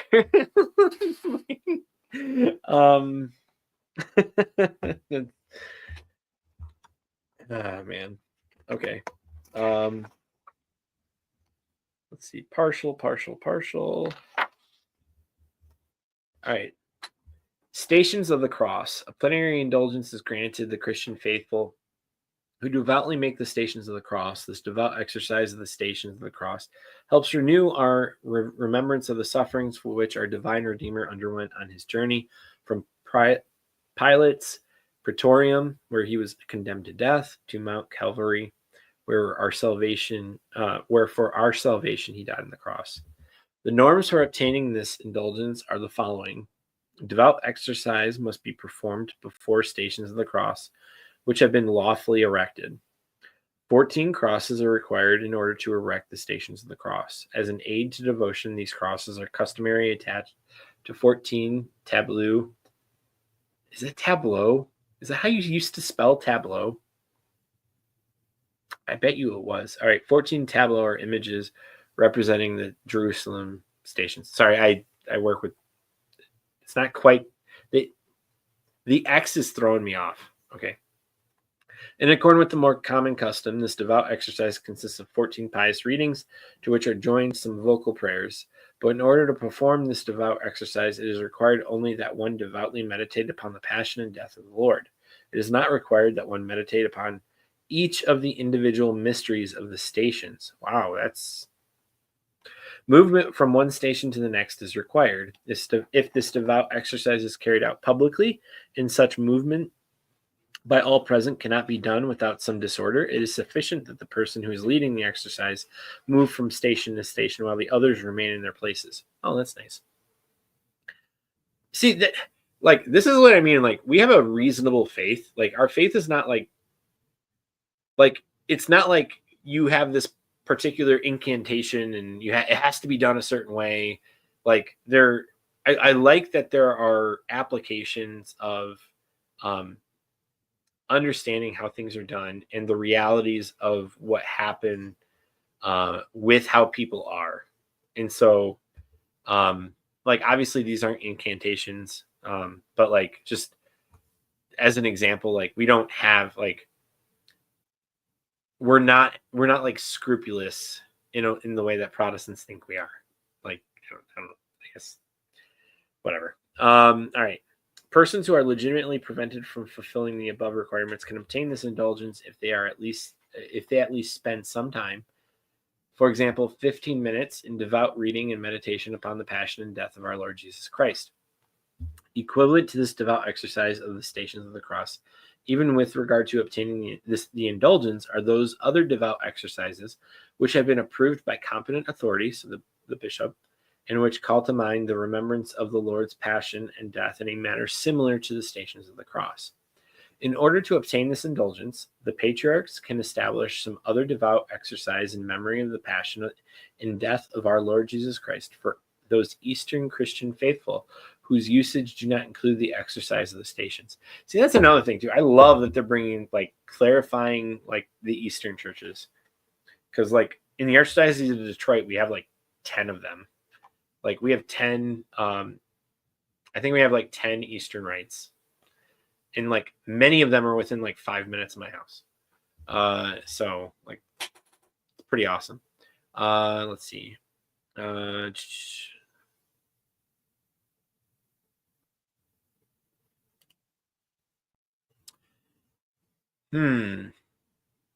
Yep, that's a problem. So don't do it Tuesday. There you go. Don't do it Tuesday. Yep. All right. So a plenary indulgence is granted to the Christian faithful who devoutly make a visit to a parish church on its feast day. Okay, this is what I'm talking about. Like they go to a Catholic school and they don't clarify this. Like it's just dumb. Just dumb. I don't understand it. On August, I know I'm becoming indignant, but it's just reading it now is whatever. On August 2nd, the day on which the Portiuncula indulgence occurs, these same indulgences can be obtained either on the days mentioned above or on other days determined by the ordinary, so that the faithful can take better advantage of them. The same indulgences are also attached to the cathedral church, and if there be one, to the co-cathedral church, even if neither of these is a parish church. They are also attached to a quasi-parish church. These indulgences are already contained in the Apostolic Constitution, Norm 15. They are included here in light of the sacred penitentiary's deliberations since the Constitution was issued. According to the Norm 16 of the Apostolic Constitution, this visit is to include the recitation of the Lord's Prayer and the Creed. So that's cool. So I guess a feast, like that's another one, Mark, I guess you could do. Thank you. Thank you. I don't try to rant about things I notice, and especially when it comes to individual places that we visit on a regular basis or go to on a regular basis, just because I think that's unbecoming of what we're supposed to do. It's just in this case, it's like let's just say it's very raw.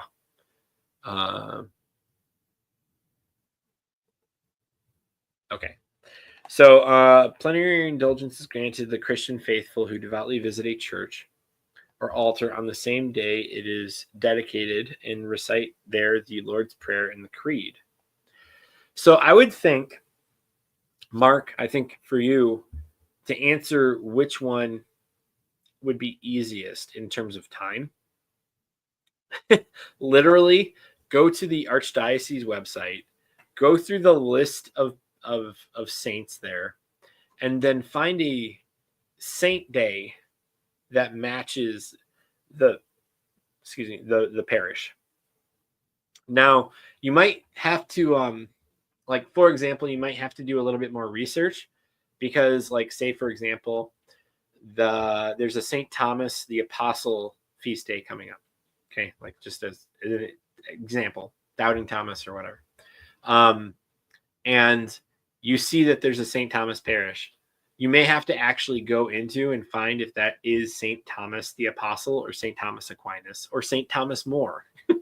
And so like kind of a problem. And This is something I've been meaning to call out, is that I've actually been to parishes that have no idea, at least on the internet, and when you like contact the office, because I've contacted the office, I forget which saint, and I'm like, hey, like, which saint is this? Like, it says saint something that's very common. Which saint is this? And I hear the words, I don't know. And I'm just like, how do you not know? Like, what are you talking about?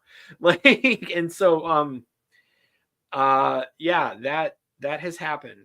And so I'm actually in favor of all websites of parishes, if they have a website, because I know not all parishes have websites, to have a description of the saint that they that is their patronage. And it's like super weird that there are places that do not have that. So I can imagine having a giant board of all the churches and then mapping them out like a crazy person. I mean, like, it's entirely possible. I mean, like, unfortunately, there's some feast days. So, like, I would think the feast days are corresponded to their kind of global feast day, not necessarily the, like, when I say global, I'm using the word wrong. I don't know what the technical definition is, but like, for example, the feast day of Adam and Eve is on December 24th. The feast day on December 24th on the calendar is not Adam and Eve. But I know for them as saints that that's their feast day.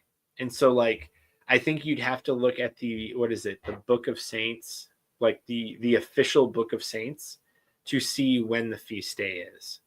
But I don't know for sure.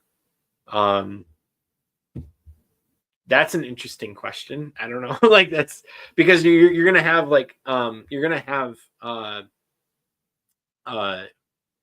you're gonna have parishes that do not have a saint on the calendar, like the formal calendar. So that's gonna be weird.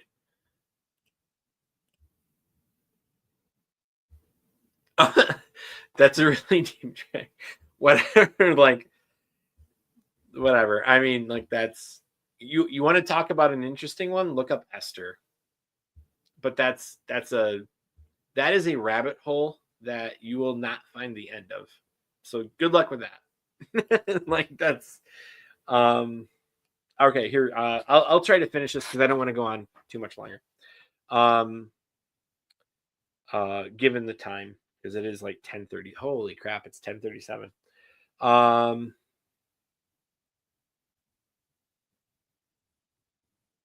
Visiting a church or an oratory on All Souls Day. So you get a plenary indulgence, which is applicable only to the souls in purgatory, is granted the Christian faithful devoutly visit a church on or an oratory on All Souls Day. It can be either on the day mentioned above or with the consent of the ordinary on the preceding or following Sunday on the solemnity of All Saints. This indulgence is already contained in the Apostolic Constitution. According to the norm of 16 of the Apostolic Constitution, this visit is to include the recitation of the Lord's Prayer and the Creed. Visiting a church or an oratory of religious on a day dedicated to their founder. So that's very similar to the one above, except it's visiting a church for the religious founder there. And so another one is, and just to clarify for those, I just noticed a huge uptick of people using the Handbook of Indulgences, Norms, and Grants. So if you would like to purchase that, I'm just giving you a link. It is an affiliate link, but it's like I'd get like 25 cents or something. Like, I would not get a whole bunch of money from this. But it is an affiliate link, and it is to this book for doing this. All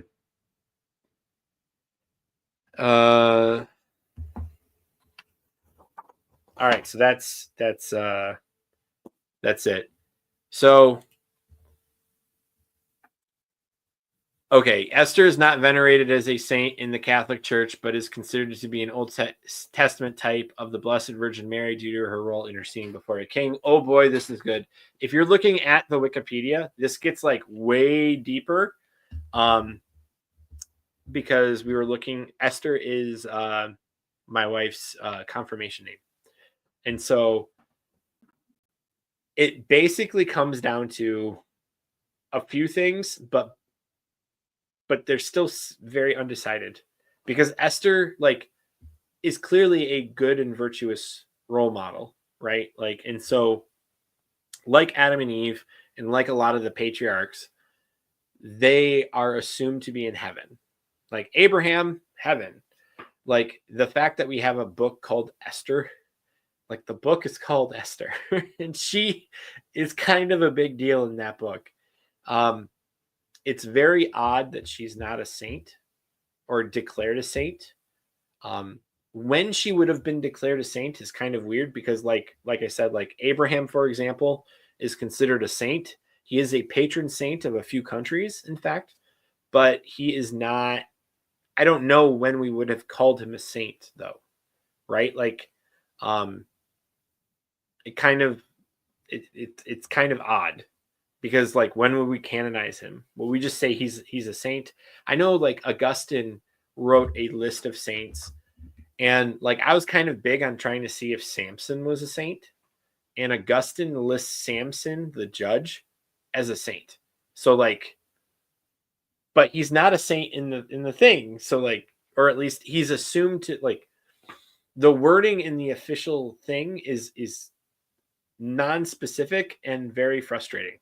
So let's just put it that way. Um yeah, that's weird. July 1st is what my wife says she found. I don't know how accurate that is. All right, so I need to get going, but if we could list a number of, like, people who are going to be looking at the video are going to be like, what is going on? But if you want to put a name into the hat for the duck, put it as a comment. Like I'm gonna put the Amazon link as the first pinned comment after I get off this, and then if you want to recommend a name, go ahead and recommend a name in response to that comment. So so a type of Our Lady, and then not have her considered a saint even by tradition. So my only thing is Esther is debatable on whether or not she is a real person. And there's like several indications in a variety of ways. Like, for example, the idea that she was concerned for her life for going to the king, like, suggests that maybe she wasn't a queen, but that she was more of a concubine. Now these are like people, this, I am by no means an expert. This is what I've read from people who have done their due diligence. But like, there's a lot of things that suggest other things. And so, but I agree with you, by tradition, like that should be, like, you would expect her to be a saint. So I don't know what the deal is. And I'm just kind of like, whatever the church says, like whatever, I'm good.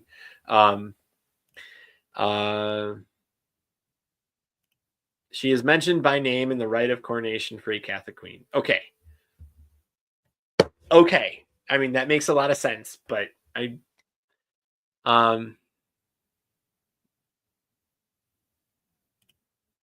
technically in the Gospels, Jesus confirms he is a saint. So who are we talking about? Who's a saint? I don't know who. So be sure to put your affiliate link disclosure on the comment. Gotta keep the. So all I have to do is do the check mark on YouTube, and then I have a thing on my account that says I use affiliate links for Amazon. That's all I need to do. So I'm good with that. Like, the disclosure is good. Okay, that you're right. Like that's a good point. Um, that's a good point.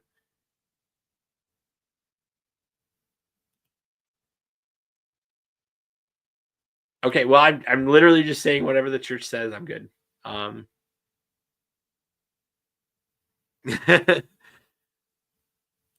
oh yeah, that's true. Because he's in the. I mean, he's in. Yes, but like there are okay, so like there are other saints. Like, all right, well, what about Jacob? Right, like Israel. Like, is he a saint? And tradition would hold that I believe it. Let me check, make sure. Is Jacob a saint in the Catholic Church? Um, yes. Along with Abraham and Isaac, and is considered a saint. Now, here's a question: is Rebecca a saint in the Catholic Church? Yes. Um, oh wait, that's a completely different Rebecca. Um, is Rebecca a saint in the Catholic Church? Wife of Jacob.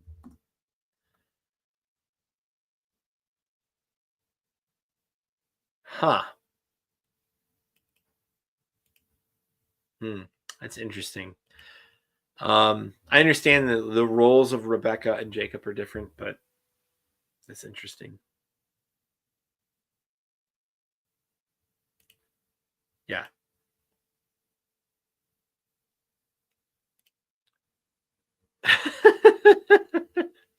I'm not gonna name him a saint. Like that's not happening. Um, Hayes, how you doing? Good day. Um, so I'm about to end, and I'm sorry, but it's I did go over this book, the Handbook of Indulgences, Norms and Grants, and there's a period where I read from it at the beginning, and then there's a period where we went on explanations, tangents, stories, and then we came back to it towards the end. So it's kind of been a fun ride. And then now we're talking about different saints, but we do gotta um, get going. So or else, yeah. Thanks, thank you.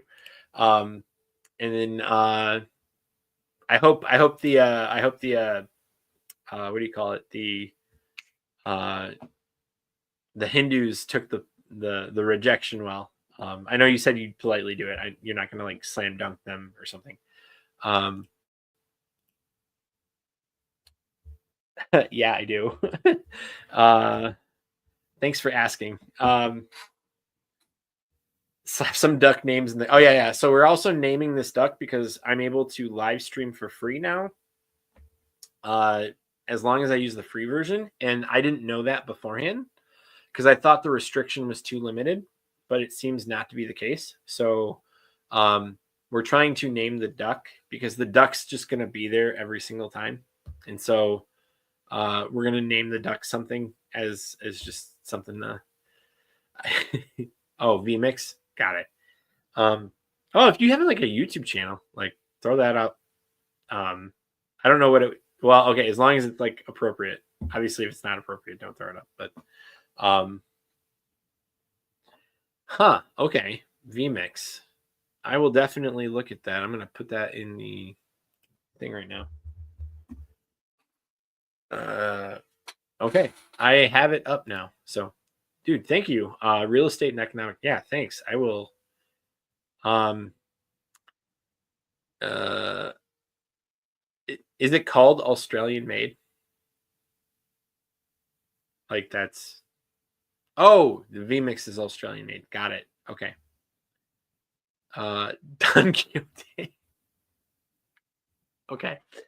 All right. Put the names in the comments. I'm gonna post the thing up in a second. Thanks. No, I got it, Hayes. I got it. I screwed up. Um, but if it, if you want to throw it up in the chat, I mean, I guess economic and real estate. Real estate's like it's gonna be obviously be a country thing, but yeah. Take care. All right. I'll talk to you guys later. Thanks for joining me. My next live stream will probably be Friday, only because I can only really do Monday and Friday. So thanks. It's been fun, and I'll talk to you guys later.